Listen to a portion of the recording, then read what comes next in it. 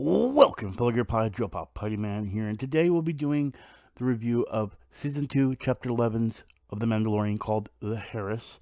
Now, today we're going to be covering a lot of characters that, well, actually, I thought they were going to be spread out through the season, and since this is our third episode into the season, I'm actually quite shocked to see a lot of characters revealed, or at least spoken about. So, we're going to be covering all these characters. We're also going to be covering some lore of the Mandalorians, and we're also going to be covering some other creatures that I think is the same creature, unless they're just making a new one, or I'm not seeing it correctly, but I'll let you guys decide on that first.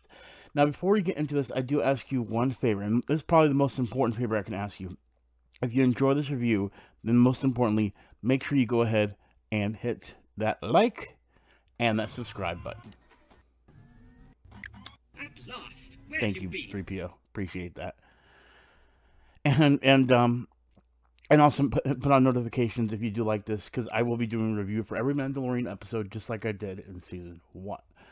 Okay, so we're gonna do like I did before. Unfortunately, last week I actually wasn't able to bring up the video because of problems. But guess what? Yay, we have video today.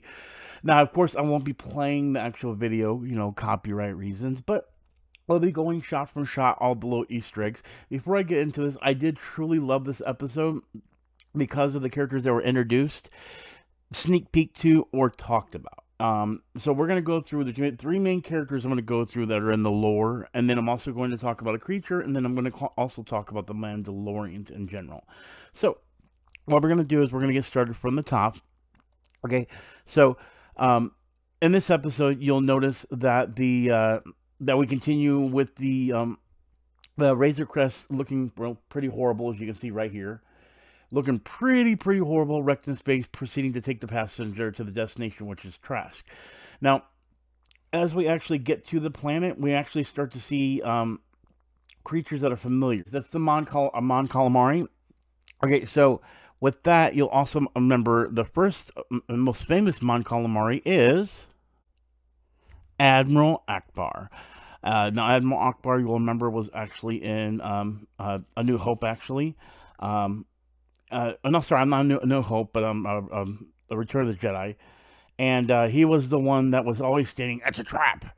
So it's pretty cool to see another Mon Calamari, you know, among this. You actually see Mon Calamari and Quarrens, which are all sea-based creatures. And the corn you actually see, let me see if I can show you that real quick. I'm sure we can find them around here somewhere. All right, so there's the Mon Calamari, and of course the girl with destination.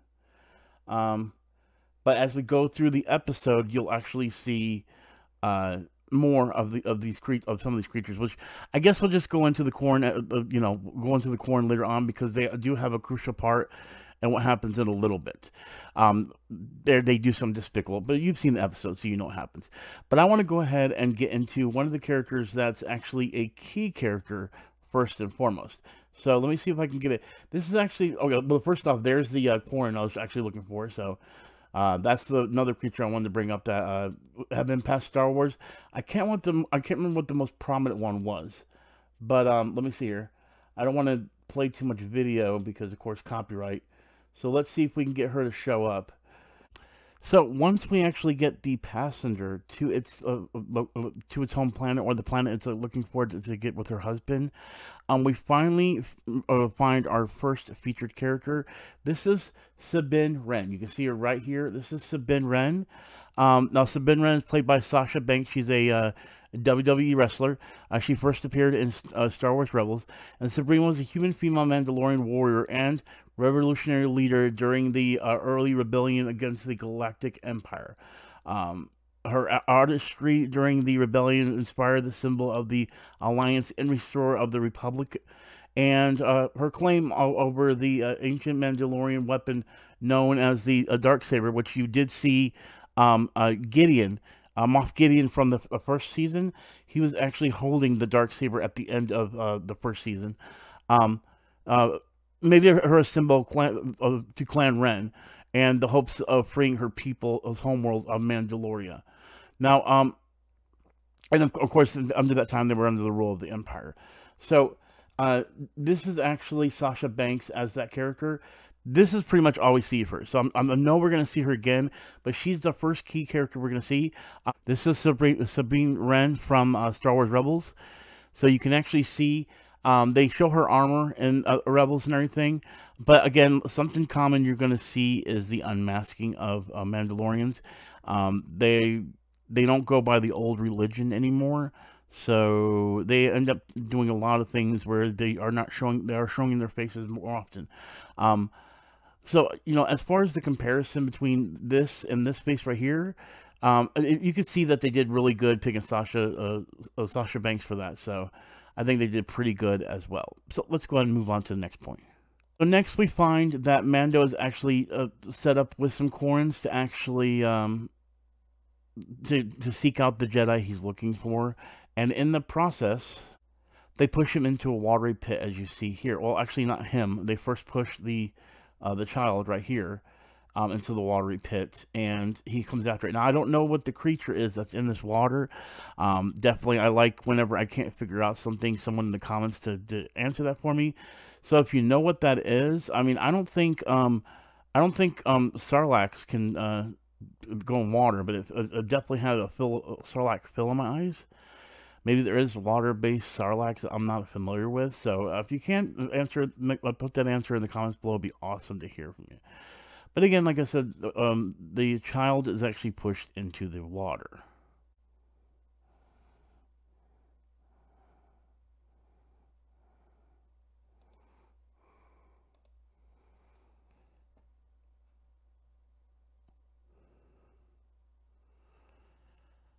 Okay, so of course, then Mando is helped by 3 Mandalorians, as you see here.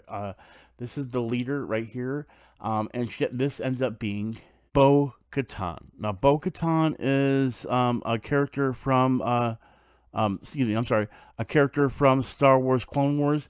But actually, before I get into her, there's something I wanted to get into when it comes to, and I was hoping this would actually come up, but luckily it has. I feel like this is variations on this, and let me go ahead and point out to you right now. So before we get into Bo-Katan, I want to go ahead and talk about the variations. You'll notice right here that she has more of a leadership helmet, and then these are just, you know, soldiers of their, you know, suited armor, so on and so forth.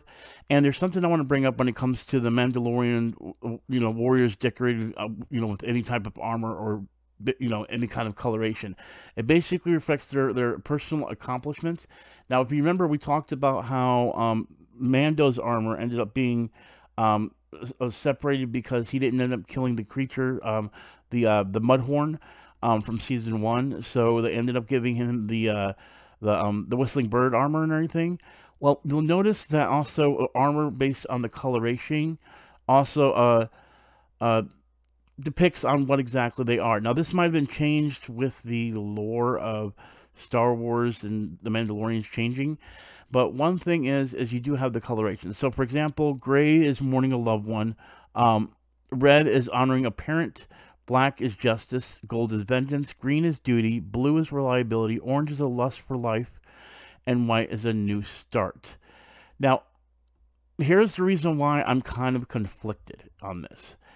They're wearing blue, which would go into the reliability, but the face covering here, the paint, could go into white with a new start, which really makes sense with the Bo-Katan character in my eyes. And let me explain why. See, Bo-Katan, Kryze, was a Mandalorian human female who was the leader of the Night Owls, a lieutenant in Death Watch, a terrorist group. And later, during the Imperial era, which they're pretty much in, became Mandalore. Now, during the Clone Wars, Kryze's sister, Sabine, which you bring up earlier, Sabine was the one played by Sasha Banks earlier before, ruled as the Duchess of Mandalore, and Kryze sought to undo her pacifist teachings, you know, what she was believing in. So, sorry, I'm so sorry. That's on my eye. Let's continue. Good Lord. So, of course, with the Sith, Bo-Katan here actually used it to reclaim Mandalore. And through the Clone Wars, through Maul's planning, they united several of the criminal syndicates to form the Shadow Collective. So the reason I'm bringing this up is because based on what happens in this episode, she takes the Imperial thing, you know, she is the one that ends up leading him to another character, which we end up seeing later and we will talk about. And of course, you know, if you actually looked at Clone Wars, you'll notice that she lost the darksaber to Moff Gideon, which we do see at the season 1 in The Mandalorian. So I guess the best way I'm trying to say this is you start to see Clone Wars and all that connected. I've missed a lot of the most recent Clone Wars stuff, and I need to go back and watch the newest season or the last season they made. But I actually also have to catch up because I'm a little. I don't. When Clone Wars came out, I saw it on TV. So if you didn't go in order, you basically were spotty best. So I definitely need to do a binge watch, and I'm thinking about doing a binge watch this weekend, since you know, I have a situation with the PlayStation 5. But anyway, with that, that's how we get into her setting up her with Sabine Wren, and how it all sets up on the Mandalorian. So with that, she is now willing to have Mando find a Jedi, which again was connected to her. And so her plan is to take the weapons on an Imperial ship, which of course, well, they've been changed. So this is actually a picture of what Bo-Katan looks like in Star Wars: The Clone Wars. So you can definitely watch that in Disney Plus. If you're able to watch this, you definitely can watch that. But anyway, let's continue on to the next thing. Once Bo-Katan and Mando end up taking over the ship, the plan changes and Mando's forced to take is forced to take the ship instead of the weapons. So the officer speaks with Moff Gideon, which again you'll remember from season 1, and instructed to crash the ship. Now, of course, the officer here is aware that these are Mandalorian based on what he saw, and so you know, of course, they do end up taking the ship over, and you know, pretty much, you know, when it comes down to the nitty-gritty, we just get some awesome action scenes. And, you know, of course, we get to see them all working together. For me, it's based on, you know, I love that they use Bo-Katan. I don't know if they're going to bring Bo-Katan back in here. And I feel like we are going to end up seeing Sabine Wren when she's not. I don't feel like she's just going to be just a background character. She's going to come under thing. We might even see something with Sabine and Bo-Katan, which would be amazing to see that whole thing, because it's all Mandalorian lore anyway. So it would be amazing to see that.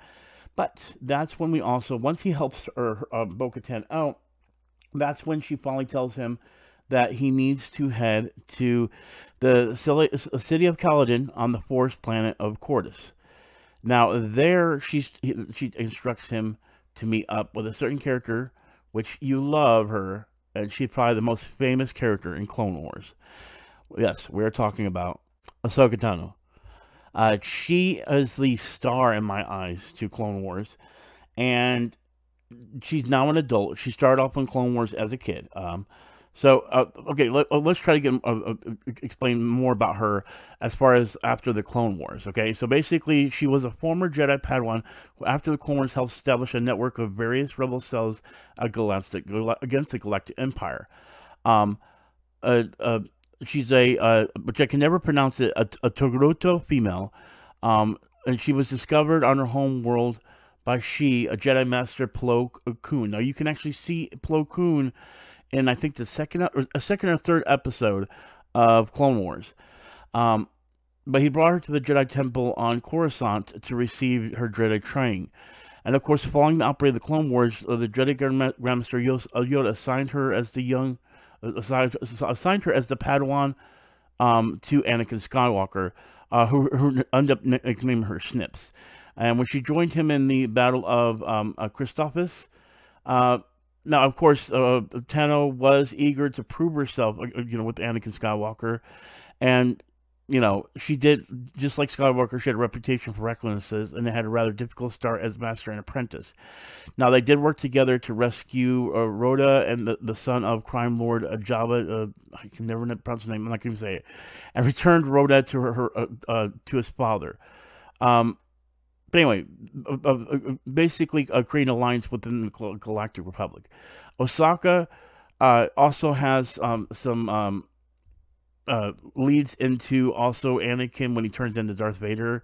I haven't got to see it yet. Again, that's part of the new season, and I want to keep it a surprise. But she is Jedi, and that's where Bo-Katan here is talking about. She's stating that she would be the next best lead, and what makes it great is Ahsoka is actually probably the best one that leads into all the Mandalorian characters, because she has a connection with Bo-Katan and Sabine Wren. So seeing that lore within Star Wars, mixing Clone Wars, is pretty cool. Now, the only thing I see that makes this different is now, since we're mixing in Clone Wars and Rebels, we're now mixing in stuff that is definitely Disney produced, but I feel like we're losing lore of the Mandalorian that was in the comic book, or not the comic book, but some of the comic book, and also kind of in the movies, or whatever you want to call it. I'm going to say books, sorry, not comic books, wrong term. But anyway, so the whole thing, it's a struggle to explain this without getting confusing when it comes to the lore of the Mandalorians in the comic books and the books, and how they changed it a lot when Disney took over.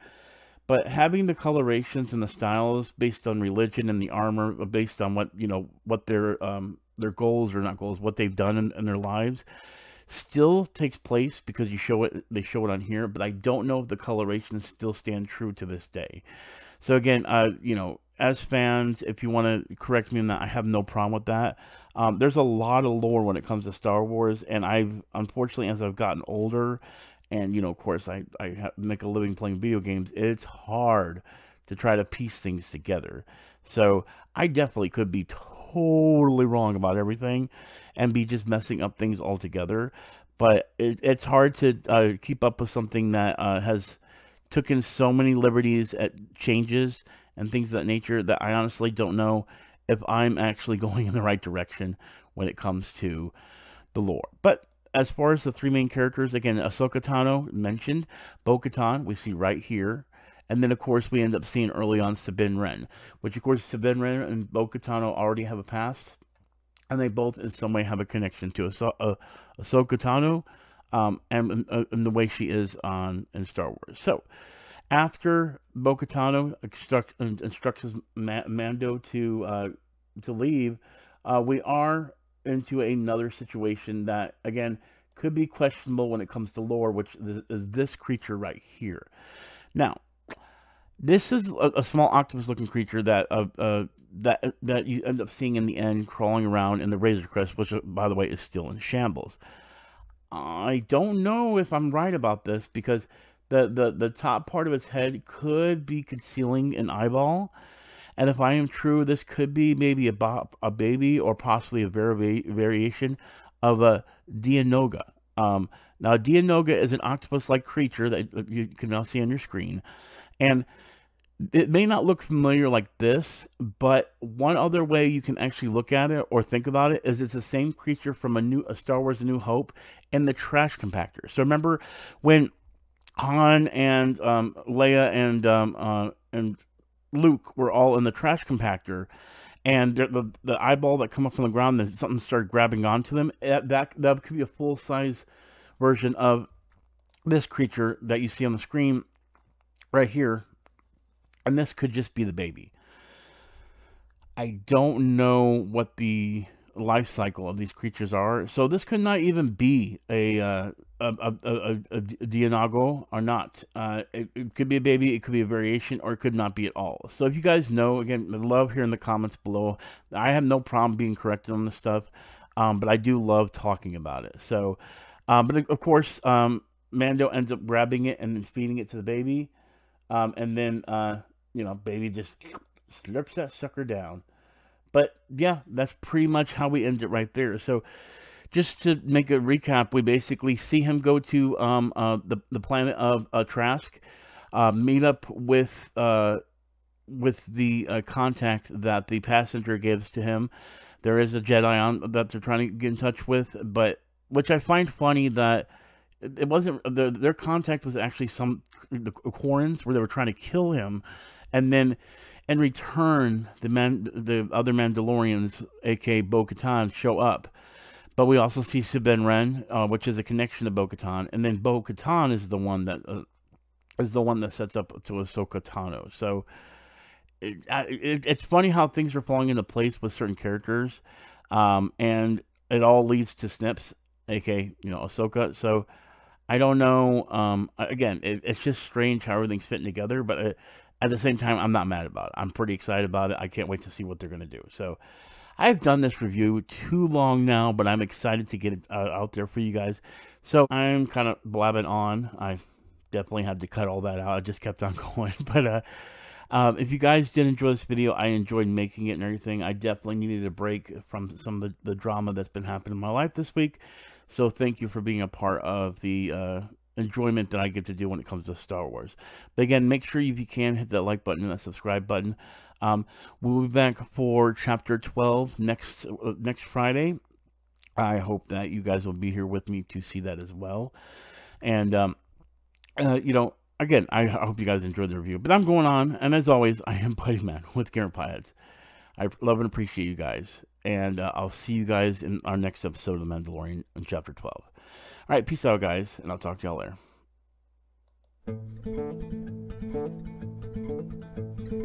later.